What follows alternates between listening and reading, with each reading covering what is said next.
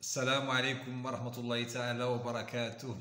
متابعينا مشاهدينا الأعزاء داخل المغرب وخارج المغرب، أهلا وسهلا ومرحبا بكم وشركم مبروكة بالصلاة والسلام على الحبيب مصطفى صلوات ربي وسلامه عليه. غادي نبداو هذا الفيديو هذا اللي غادي نخصوه الأخبار الأخيرة اللي كتعلق بالمنتخبات الوطنية المغربية.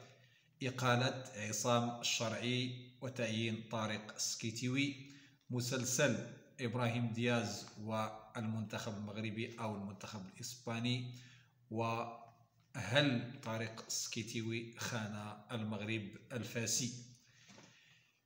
أول خبر قبل كان خبر تعيين عبد الله بوحزمة مساعد مدرب للمنتخب الوطني الاول، مساعد مدرب ديال وليد الركراكي. كنا هانين اقاله عصام الشرعي، تعيين طارق السكيتوي بين عشيه وضحاها. الاخبار اللي كتروج الان هو انه السبب ديال اقاله عصام الشرعي هو الخلاف ديالو مع وليد الركراكي. حنا ما عرفناش اللي كيقولوا الناس اللي كيدور في وسائل التواصل الاجتماعي الان، وأن هناك خلاف بين وليد الركراكي وعصام الشرعي حول اللاعبين والاستعدادات. عصام الشرعي بغى اللاعبين باش انه يستعد الاولمبياد ديال باريس، بينما وليد الركراكي بغى اللاعبين يدخلوا المعسكر ديال الوديتين ديال انغولا وموريتانيا. وكان هذا هو السبب اللي خلى الجامعه تستغني على عصام الشرعي. ما يقوله الآن الشارع المغربي والصفحات في وسائل التواصل الاجتماعي، أنا لا أجزم وما عنديش خبر يقين بأنه هذا هو السبب، وإنما ما يقال بغينا نشاركوه مع الجمهور ديالنا. كاين اللي مشى قال بأنه اللاعبين ديال الأولمبي أولى بالنسبة للمنتخب الأول. إذا كان أولى بالنسبة للمنتخب الأول، إذا ما هو دور المنتخب الأولمبي؟ إذا كان نعم غادي يكون تطعيم، ولكن تطعيم إمتى؟ تطعيم اللي غادي يساليو الأولمبياد، يمشيو الناس اللي تألقوا في الأولمبياد يمشيو مع المنتخب الأول.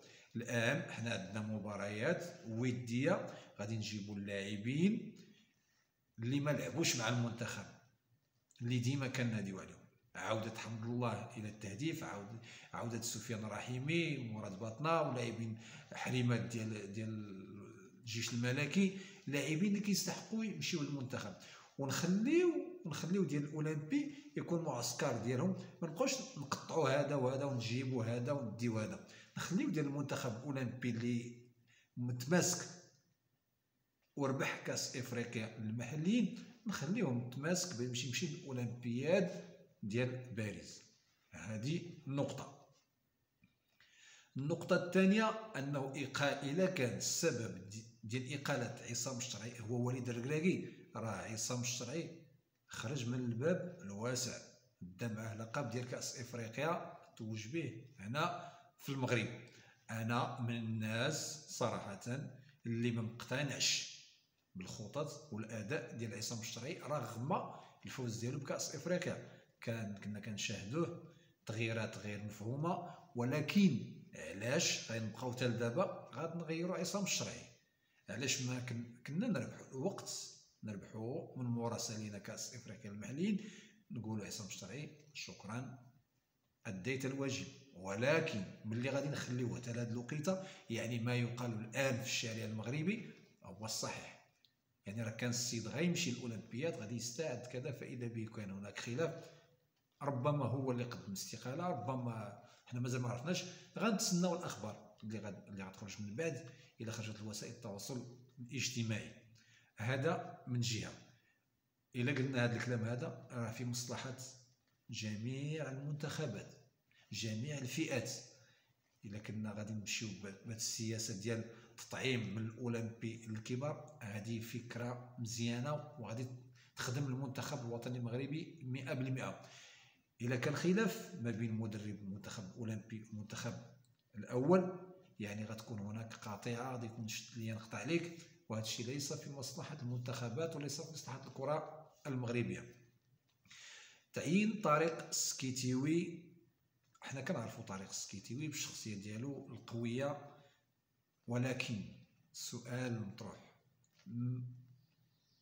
شنو هو الذنب ديال المغرب الفاسي؟ شنو هو الذنب ديال المغرب الفاسي في واحد الوقيته اللي البطوله حساسه مزيان؟ واش العقد ديال طارق السكيتيوي مع المغرب الفاسي ينص على وقت ما عيطت ليه الجامعه غادي يمشي؟ اذا كان هذا العقد، اذا كان هذا البند في العقد، يعني هو لا يتحمل مسؤوليه. الاداره ديال المغرب الفاسي هي اللي كتحمل المسؤوليه. الا ما كانش افضل يمشي للمنتخب على المغرب الفاسي، هنا الضمير ديال المدرب، يعني احترام فريق عريق كالمغرب الفاسي. حنا في البطوله، حنا بغينا تنجح البطوله، كيف ما كندافعوا على المنتخبات كندافعوا حتى على الانديه الوطنيه المغربيه اللي غتعطينا لاعبين كبار. طارق السكيتيوي كنعرفوه كان في مركز التكوين ديال محمد السادس، كون لاعبين، خرجوا لاعبين مشاو مزيان في البطوله الوطنيه. حنا لا ننقص من قيمه الرجل، غادي يعطي الاضافه للمنتخب الاولمبي. وإلا كان تنسيق بينه وبين وليد الركراكي كما اشرت في بدايه الفيديو، غادي يكون في مصلحه المنتخب المغربي. النقطه الثالثه واللي تحدثت عليها في فيديوهات سابقين، مسلسل ابراهيم دياز. هذا المسلسل ابراهيم دياز والله الا بحال تيفكرني بحال هذوك المسلسلات المدبلجه ديال، المهم هادشي انا ما راكم عارفين. شد ليا نقطع عليك. اليوم كتخرج الصحافه الاسبانيه كتقول بانه ابراهيم دياز كاين في اللائحه الاوليه ديال المنتخب الاسباني. شويه صحيفه اخرى كتخرج بانه ابراهيم دياز خان لافوينتي، يعني غادي يختار المنتخب المغربي. شتي ابراهيم دياز، شتي القرار ديالو النهائي عنده في دماغه، داكشي اللي كيتسنى عنده في دماغه، عارفه، هو اللي عارفه. وكاين اللي عارف بانه ابراهيم دياز غادي يمثل المنتخب اكس، ما نقولش المغربي ولا الاسباني، وما غاديش يخرج للاعلام، لان كون بغى ابراهيم دياز يمثل المغرب النهار الاولاني فاش مشاو لعندو غادي يقول لهم اوكي غادي يمثل المغرب، وغادي ينتهي المسلسل. اذا كان ابراهيم دياز خاف على بلاصتو في ريال مدريد، راه غيمشي غيلعب في شي نادي اخر وغادي يتالق ابراهيم دياز. واش المنتخب الوطني المغربي غادي يتحل المشكل ديالو الهجومي والتهديفي بتواجد ابراهيم دياز في التشكيله ديال المغرب؟ هذا السؤال طرحناه وغادي نعاودو نكرروه. واش ابراهيم دياز غادي يحل لنا المشكل ديال المنتخب الوطني المغربي؟ راه نفس المشكل وقع لنا في حكيم زياش، ها هو غادي يوقع لنا هنا الان الا ما جاش ابراهيم دياز. واش الخطط ديال وليد الركراكي مبنيه على انني نجيب واحد اللاعب اكس هو اللي غادي نبني عليه المنتخب؟ هنا هذه هي الرؤيه والاستراتيجيه. كاين اللي قال لك بانه من الاحسن دابا فاش تخلاو عليه اسبانيا خصو يكون غادي يلقى اهتمام في المغرب، غادي يلقى اهتمام. راه هاد الاهتمام الزائد باللاعب هو اللي خلاه فيه هو هاد الغرور هذا، هو خلاه ما يجيش يختار الاسم. راه العقليه ديالو هو راه عقليه ديال تكون هو في اسبانيا، راه ما غاديش تكون عنده ديك العقليه ديال المغربي ديال صافي هادو راه كبروا بيا يعني غنمشي عندهم. ما عندوش داكشي، ما تسناش منه هو، حيت هو كبر في بيئه اسبانيه، وانتم كتعرفوا حنا كنعرفوا البيئه الاسبانيه شنو هي. احبائي ومتابعين، وصلنا لنهايه الفيديو. الى عجبك المحتوى ما تنساش تشاركوا مع الاخوان، ولا مازال ما اشتركتيش في القناه اشترك باش يوصلك الجديد.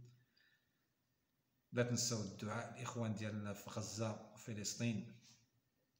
حنا كننتظروا استقبال شهر رمضان، كاين اللي كيوجد، كاين اللي سميتو، كاين اخوان ديالنا تما معاناه. اللهم فك اسرهم يا رب، اللهم فك اسرهم يا رب العالمين. والسلام عليكم ورحمه الله تعالى وبركاته.